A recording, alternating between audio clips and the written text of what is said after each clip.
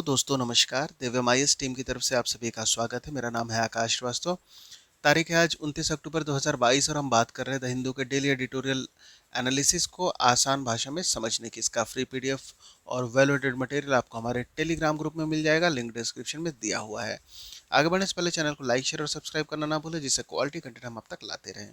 आज के सेशन में द हिंदू एडिटोरियल के 3 आर्टिकल को डिस्कस किया जाएगा। आज का जो पहला आर्टिकल है वो रहेगा केयरलेस थ्रेट, इसके बाद बात होगी एक्सप्लोजिव अफेयर्स की, and in the last we will discuss at COP 27 move the needle on climate action. One by one तीनों एडिटोरियल आर्टिकल के क्रक्स को आसान भाषा में समझने का प्रयास करेंगे। चलिए शुरू करते हैं आज के सेशन को। आज का जो पहला आर्टिकल है वो है careless threats, the war in Ukraine is threatening to escalate beyond anyone's control. लापरवाह धमकियां, यूक्रेन में किसी के नियंत्रण से आगे बढ़ने की धमकी दे रहा है। कौन? युद्ध।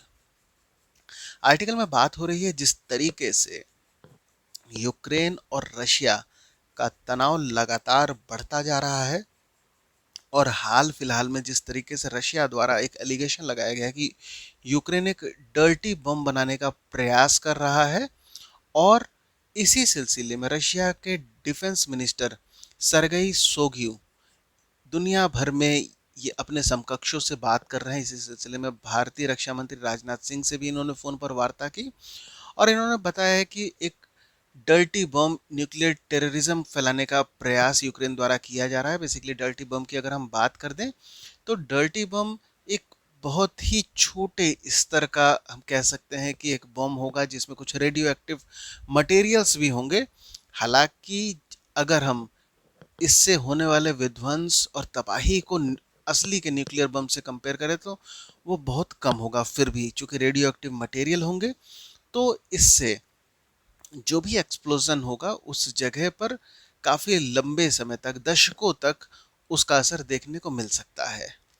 अब जिस तरीके से रशिया द्वारा यह आरोप यूक्रेन पर लगाया गया है, यूक्रेन द्वारा इसको खारिज किया गया है। जो पश्चिमी देश है उन्होंने भी इस बात को खारिज किया है।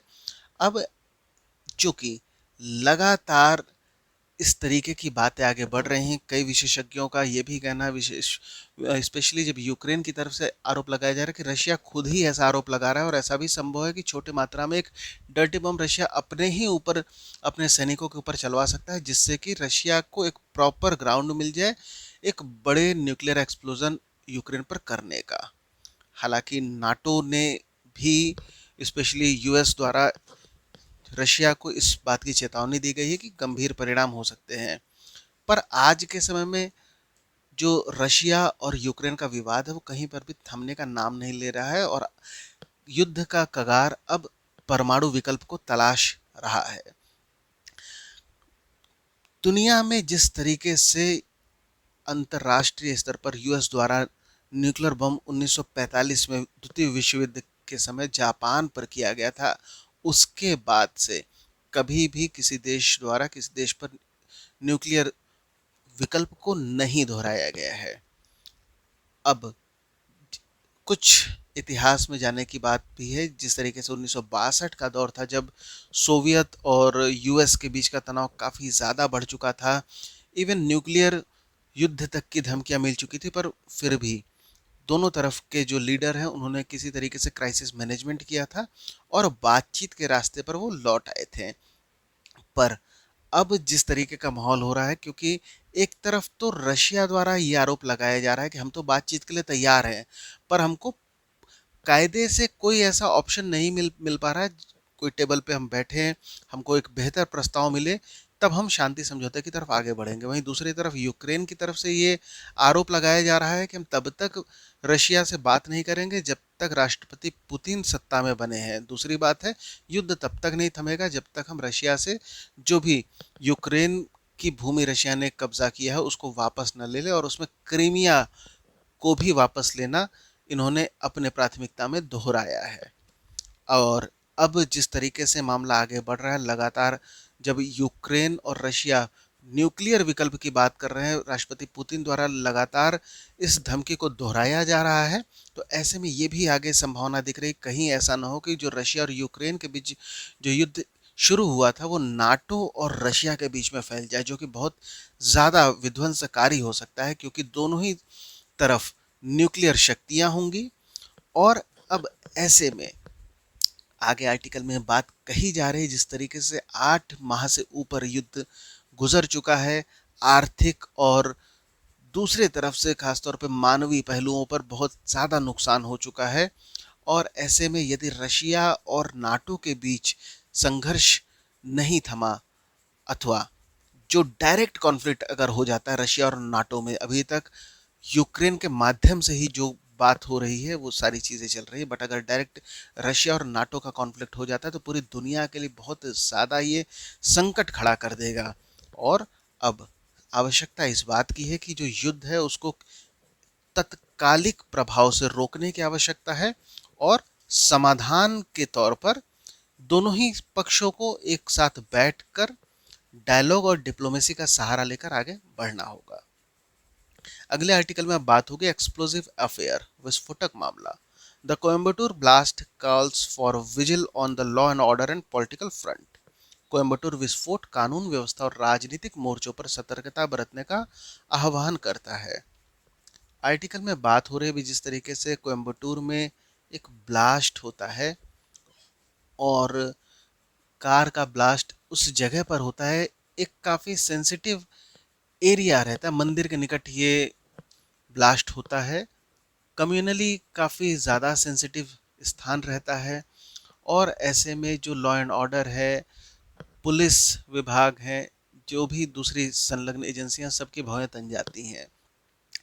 इन सब के अलावा राजनीतिक मोर्चे पर भी काफ़ी ज़्यादा फ्रेजाइल सिचुएशन उत्पन्न हो जाती है। अब आगे ये भी बात कही जा रही है जिस तरीके से एलपीजी सिलेंडर इस कार में विस्फोट हो जाता है, पर जब थोड़ा सा और इसकी जांच होती है तो पता लगता है कि जो ओनर है कार में, वो बेसिकली एक टेरर स्ट्राइक करने की फिराक में था, और उससे पहले ही ये विस्फोट हो जाता है, इसलिए वो टेरर स्ट्राइक तो विफल हो जाता है, पर बहुत सारे दूसरे पेज सामने आ जाते हैं। मामले को जोड़ा जा रहा है जिस तरीके से लगातार पॉपुलर फ्रंट ऑफ इंडिया संगठन पर बैन लगता है, और इसके ही रिएक्शन में अभी कुछ समय पहले भी ऐसे देखने को मिला था कि जो दक्षिणपंथी विचारधारा के लोग हैं, विशेष तौर पर जो भाजपा से जुड़े हुए, उनसे जुड़े लोगों पर भी हमला होता है। एक रिएक्शन के तौर पर इसको देखा जा रहा था, और उससे ही ये कोयम्बटूर ब्लास्ट को भी जोड़कर देखा जा रहा है। हालांकि पुलिस द्वारा 24 घंटे के भीतर जो सस्पेक्ट थे उनको अरेस्ट कर लिया जाता है। ये निश्चित तौर पर त्वरित कार्रवाई, और पुलिस को शाबाशी भी इस पर मिलनी चाहिए। और आगे मामले की संजीदगी को देखते हुए तमिलनाडु के मुख्यमंत्री एम के स्टालिन जी इस मामले को एनआईए को सौंपने की तैयारी कर रहे हैं। हालांकि गवर्नर आर एन रवि, जो कि एक भूतपूर्व आईपीएस ऑफिसर भी हैं, उन्होंने प्रश्न किया कि 4 दिन का ये जो डिले हो जाता है एनआईए को मामले सुपुर्द करने में, आखिर ऐसा क्यों हुआ। आगे आर्टिकल में पॉलिटिकल बातें डिस्कस की गई हैं जिसको हम नहीं करेंगे, क्योंकि एग्जाम पॉइंट ऑफ व्यू से हमारे लिए जितना ज़रूरी था उतना इन बातों में निकल चुका है। नेक्स्ट आर्टिकल में बात होगी at COP27 move the needle on climate action. COP27 में जलवायु कार्रवाई पर सुई को स्थानांतरित करें, अथवा अपने ध्यान का फोकस सुई को एक केंद्रित करके अब कहाँ पे करना होगा, जलवायु परिवर्तन हेतु जो भी उससे निपटने की कार्रवाई है उसके लिए। आर्टिकल में बात हो रही है जिस तरीके से एक के बाद एक विपदा दुनिया के सामने आ रही है, चाहे वो कोविड-19 हो, रशिया यूक्रेन वॉर हो, अथवा ग्लोबल इकोनॉमी की जो इस समय स्लो डाउन की तरफ बढ़ रही है वो। किंतु बड़े पैमाने पर देखा जाए तो इन सबसे बड़ी समस्या दुनिया के सामने है वो ग्लोबल वार्मिंग, और जो ग्रीन हाउस गैस इमिशन है, ये सबसे ज़्यादा बड़ी संख्या समस्या पूरे विश्व के सामने बनी हुई है। क्यों? और इससे सबसे ज़्यादा प्रभावित कौन हो रहे हैं? विकासशील और जो गरीब इकोनॉमी है, उनको सबसे बुरी मार ग्लोबल वार्मिंग क्लाइमेट चेंज की झेलनी पड़ रही है। और ऐसे में अगले माह नवंबर 6 से COP27 का सम्मेलन होने वाला है, और ये इजिप्ट में होगा। और ये प्रयास है जिस तरीके से पिछले, चाहे वो COP21 सम्मेलन की बात हो जिसमें पेरिस एग्रीमेंट हुआ था, और वहाँ पर एक निर्णय लिया गया था कि जो राष्ट्र हैं वो उनके ग्रीन हाउस गैस के इमिशन को कम करेंगे। उसके अलावा कोप 26 की बात कही जाती है जो ग्लासगो में हुआ था, जहाँ पर जंगलों को और ज़्यादा लगाने की बात कही जा रही थी। अब इनसे आगे और ज़्यादा प्रयास करने की ज़रूरत है और जिसकी मांग कोप 27 कर रहा है। आर्टिकल में ये भी बात कही जा रही है जिस तरीके से अब काफ़ी ज़्यादा त्वरित और बोल्ड कदम उठाने की ज़रूरत है, क्योंकि जो अमीर देश हैं, जब बात आती है जिस तरीके से कोप 27 में ये बात थी कि जो अपने माफ़ कीजिएगा कोप 21 में पेरिस एग्रीमेंट में ये बात थी कि जो विकसित और अमीर देश हैं वो फंड को इकट्ठा करेंगे और जो डेवलपिंग कंट्रीज हैं उनकी मदद के लिए आगे आएंगे ताकि वो क्लाइमेट सस्टेनेबल जो भी एहतियात है, सॉल्यूशन है, उस पर वो और आगे बढ़ सकें। पर प्रैक्टिकल ग्राउंड में ये फंड अभी तक तैयार नहीं हो पाया। और आगे ये भी बात कही जा रही है कि जिस तरीके से लगातार जो फॉसिल फ्यूल्स हैं उनका प्रयोग आज भी काफ़ी ज़्यादा है। टॉप 5 एमिटर जिनमें China, US, Russia, Japan, Bharat और साउथ ईस्ट एशियन कंट्री भी आते हैं। तो ऐसे में 2050 तक कार्बन न्यूट्रल होना एक दुरूह स्वप्न की तरीके से नज़र आता है। अब आगे ये बात कही जा रही है जिस तरीके से जब डेवलप्ड और जो रिच कंट्रीज उनकी बात कही जा रही है कि चाहे 2008-9 का जब ग्लोबल फिनेंशियल क्राइसिस आया था और इसके अलावा जब कोविड महामारी आती है, तब कोविड महामारी में 15 ट्रिलियन धन जुटा लिया जाता है डेवलप्ड कंट्री द्वारा कोविड से बचने के लिए। 2008-9 के फाइनेंशियल क्राइसिस में भी एक मोटी जो अमाउंट है उसको जुटा लिया जाता है। किंतु जब बात आती है कि जलवायु परिवर्तन से लड़ने की, तो जो 100 बिलियन एनुअल का एक टारगेट रखा गया है यूनाइटेड नेशन द्वारा, उसको पूरा करते हुए जो डेवलप्ड कंट्री हैं वो कहीं पर भी नज़र नहीं आते हैं। और अब ये भी बात कही जा रही है कि जिस तरीके से अगला सम्मेलन है कोप 27 का जो इजिप्ट में होगा, वहाँ पर सबसे ज़्यादा ज़रूरत है कि जो पूरा फोकस हो वो इस तरफ ही उसको घुमाने की ज़रूरत है। और कम से कम जो मेजर एमिटर हैं उनको तो 2050 तक कार्बन न्यूट्रल होने की प्रतिबद्धता को स्वीकार करना होगा। अब सम्मेलन से जैसे तुरंत पहले अभी सिंगापुर द्वारा ये एक अनाउंसमेंट कर दी गई है कि ये ज़ीरो कार्बन एमिटर हो जाएगा 2050 तक। ये काफ़ी बेहतर एक इस सिंगापुर द्वारा एक प्रतिज्ञा ली जा रही है। हालांकि अगर हम वैश्विक कार्बन फुटप्रिंट में देखें तो बहुत छोटा ही हिस्सा सिंगापुर द्वारा आता है, 0.01% का। फिर भी ऐसा देश अगर कमिटमेंट कर रहा है कि 2050 तक हम कार्बन न्यूट्रल हो जाएंगे, तो ये दूसरे देशों के लिए बहुत बड़ी सीख हो सकती है। भारत की बात कही जा रही है जिस तरीके से भारत फॉसिल फ्यूल्स पर हाईली डिपेंडेंट है, चाहे वो हम पेट्रोलियम प्रोडक्ट्स की बात करें, कोल की बात करें इत्यादि। तो ऐसे में दूसरी तरफ भारत द्वारा जो टारगेट है कि हम कार्बन न्यूट्रल कब तक होंगे, तो टारगेट है कि हम 2070 तक कार्बन न्यूट्रल होंगे।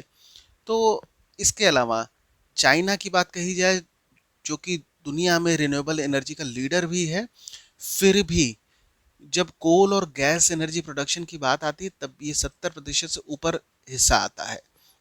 और चीन द्वारा जो निर्णय लिया गया है कि कार्बन न्यूट्रल कब तक होगा, तो ये 2060 तक होगा।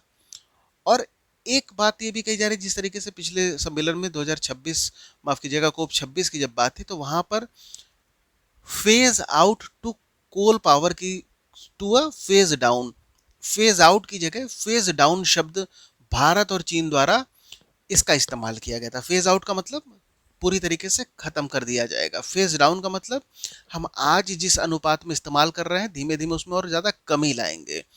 तो ये शब्द के परिवर्तन से कमिटमेंट में बहुत फर्क पड़ता है। अब आगे ये बात कही जा रही है जिस तरीके से 3/4 जो ग्रीन हाउस गैस होती हैं वो रिस्पॉन्सिबल होती हैं जब ऊर्जा में हम इस्तेमाल कर रहे हैं। और अब आगे ये भी ज़रूरत पड़ रही है कि डिकार्बोनाइजेशन ऑफ ग्लोबल इकोनॉमी की आवश्यकता पड़ रही है। जिस तरीके से भारत की अगर हम बात करें तो हम काफ़ी भारत द्वारा कदम तो उठाए जा रहे हैं, किंतु इनमें और ज़्यादा तेजी लाने की आवश्यकता, विशेष तौर पर जब रिन्यूएबल एनर्जी की बात आए। हालांकि पावर सेक्टर में हम देखें तो हम काफ़ी ज़्यादा अब चीज़ों को अपना रहे हैं, उसमें रिन्यूएबल एनर्जी का इस्तेमाल कर रहे हैं, और फॉसिल फ्यूल से हम अपनी जो डिपेंडेंसीज को हटाने का भी प्रयास कर रहे हैं, पर इसमें और ज़्यादा आवश्यकता होगी। इसके अलावा जो सौर ऊर्जा, पवन ऊर्जा, इनका भी इस्तेमाल को और ज़्यादा बढ़ाना होगा। और आगे अब ये बात कही जा रही है, जिस तरीके से बाजार का इस्तेमाल अथवा जो प्राइवेट प्लेयर्स होते हैं उनको और ज़्यादा प्रोत्साहित करना होगा कि वो लो कार्बन पाथ को चुने। और इसमें काफ़ी इम्पोर्टेंट हो सकता है जब जो डिफरेंट कंट्री उनके द्वारा यदि कार्बन टैक्स लगाया जाता है अथवा जो भी लगा है उसको और ज़्यादा बढ़ा दिया जाए, तो निश्चित तौर पर कार्बन एमिशन में कमी आ सकती है। इन सब के अलावा आगे ये भी बात कही जा रही है कि जिस तरीके से चाहे कोविड-19 की बात हो, जब जो अमीर देश होते हैं वो एक साथ बहुत बड़ी संख्या में धन को इकट्ठा कर देते हैं, तो आवश्यकता अब ये भी आ गई है कि जब जलवायु परिवर्तन की बात आए तो अमीर जो देश है उनको भी साथ में आना चाहिए और अपनी प्रतिबद्धता को जलवायु से परिवर्तन से निपटने के लिए प्रतिबद्धता को दर्शाना चाहिए। इन सब के अलावा जो वित्तीय संस्थान है, जिस तरीके से जैसे विश्व बैंक हो गया, एशियन डेवलपमेंट बैंक हो गया, इन सबको भी क्लाइमेट एक्शन के लिए अपने काम को और आगे बढ़ाना होगा। इस तरीके के प्रोजेक्ट को और ज़्यादा प्रमोट करना होगा जिसमें सस्टेनेबल क्लाइमेट प्रोग्राम इम्प्लीमेंट हो सकते हों। और ऐसे में उम्मीद तो काफ़ी ज़्यादा है जो सम्मेलन होने वाला है कोप 27 का, कि वो उसमें काफ़ी कुछ बेहतर देखने को मिल सकता है। किंतु आगे ये भी बात कही जा रही है, जिस तरीके से सम्मेलन होना है एल शेख इजिप्ट में 6 नवंबर से 18 नवंबर के बीच में, तो ऐसे में राष्ट्र हित में सभी देशों के लिए ज़रूरी होगा कि वो एक सस्टेनेबल डेवलपमेंट जो कि इन्वायरमेंट फ्रेंडली हो, क्लाइमेट के प्रो क्लाइमेट एफर्ट हो, उसको त्वरित रूप से आगे बढ़ाया जाए। आज के हिंदू के आर्टिकल में इतना ही। अंत तक बने रहने के लिए धन्यवाद।